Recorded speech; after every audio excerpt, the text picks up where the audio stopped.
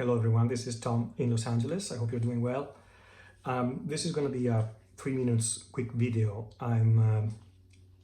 We can call it a response video.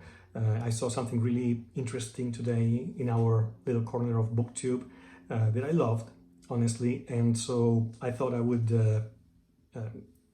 participate in this conversation because it's very important to me, of course. And I have the impression that it's very important to many people. But I really love the fact that the participants to this community that I'm fairly new to, because I started with my channel only in the last months of last year. You can really have extremely articulate and sophisticated dialogues with always with a level of respect that sometimes is difficult to find online, and I think we all agree about that. So certainly one of the topics that is not easy to handle, just like politics, is religion. And what I saw today on BookTube is a response video by the great Noah at Everyone Who Reads Must Converse to a video posted by Steve Donoghue about religion, let's say, because most of the video was in fact about religion and atheism.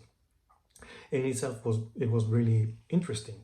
I'm Catholic, so I saw this dialogue from my Catholic perspective, of course, and my 2 cents are that the way that what hit me really was this comment from Steve about the fact that all Christians really should consider themselves atheists for all the divinities and all the gods in the world except for one, which is theirs.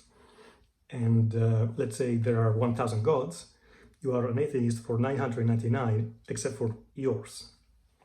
And this kind of made me smile. It's first because, as many of you know, I love Dante, and I know that this argument is not new. It's something that even 700 years ago or more, Dante made in his Divine Comedy. This is a quick example.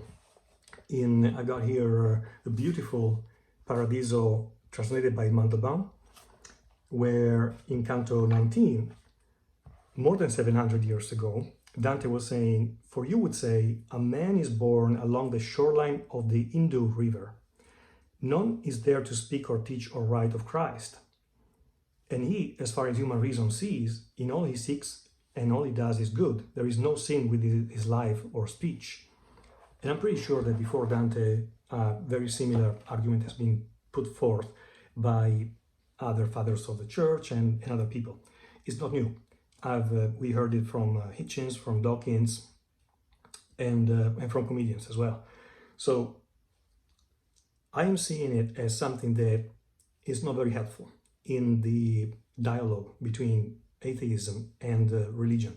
And I'm, again, yes, speaking from a Catholic perspective, but from a perspective of somebody whose best friend, for example, is an atheist. He's Italian and he's completely atheist. We have great dialogues together, as I hope and I'm sure I can have in this community as well. The same argument that Steve brought forward can be done just as easy in the opposite way. Because what are those 999 religions or gods there to represent, if not this deep, human and enduring sense of the sacred, very deep sense of the sacred, which is articulated in varying degrees, of course. But if we look at the consensus of the nations around the world, I would be led to believe that actually God exists rather than he doesn't exist. The fact that I've read so many books, the fact that I feel so cultured and I got all my reading behind me does not put me for a second in a superior level compared to all the other people in the world, the billions and billions of people.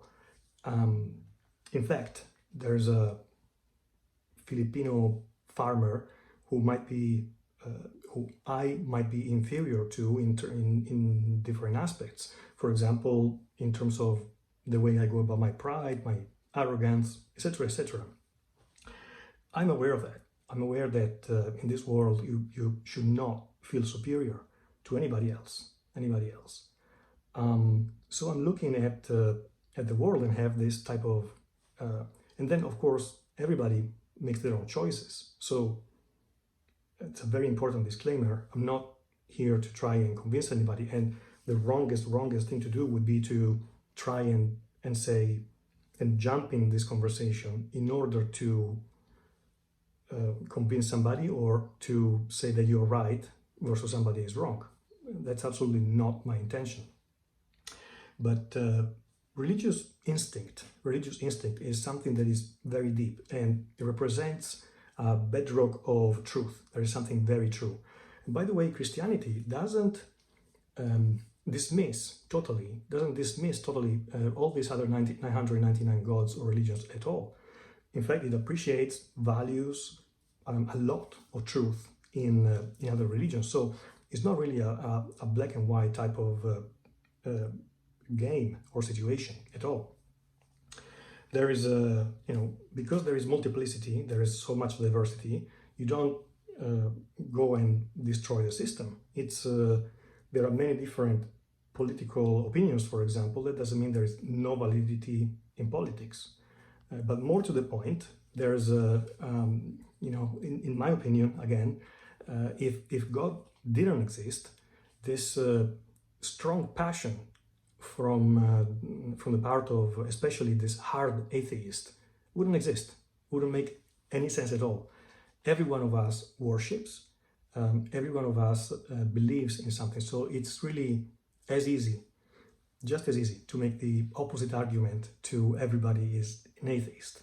It's my point here is that I don't think we should talk about religion or atheism quoting comedians like Ricky Gervais, but we should try to talk about atheism and religion looking at it from a little bit of more open and helpful perspective. That is all I'm trying to say. Thank you for watching.